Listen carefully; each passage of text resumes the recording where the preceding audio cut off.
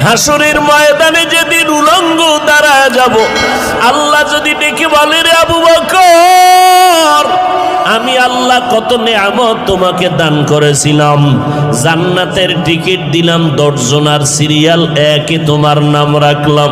ও আবু বকর, নবীজির তোমার নবীর বিপদকালে তোমারে বন্ধু বানায় দিলাম, হিজরতের সাথী বানাইয়া এত নেয়ামত তোমারে দিলাম, আমার দরবারে সেই বিনিময় কি নিয়ে আসছো?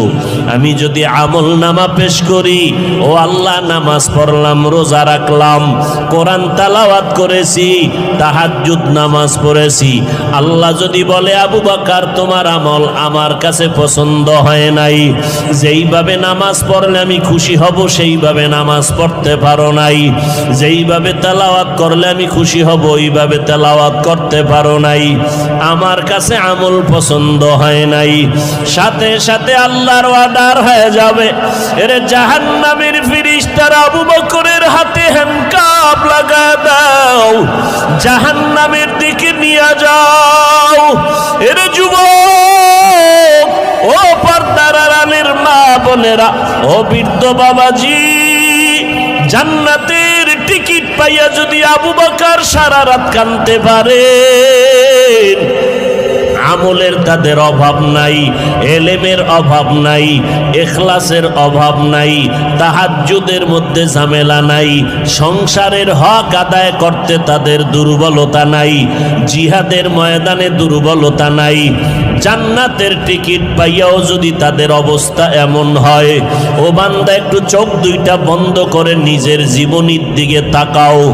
আজকে জীবনের দিকে তাকাইয়া দেখি এই ময়দানে আমার মতো গুনাহগার কেউ নাই। আজকে বক্তা হইয়া চেয়ারে বসছি, অথচ আমার গুনার কারণে দেখি আমার হাত না পাক, আমার ঠোঁট গুনার কারণে না পাক, আমার চোখ দুইটা গুনার কারণে না পাক, আমার অন্তরটা গুনার কারণে না পাক। আমার মতো গুনাহগার এই ময়দানে কেউ নাই। এরে যুবক, একটু চিন্তা করো, কই ছিলা, কই আছো? এক সময় তুমি আব্বু কয়া ডাকতে পারো নাই, আল্লাহ তোমার জবানে কথা বলার শক্তি দান করেছেন।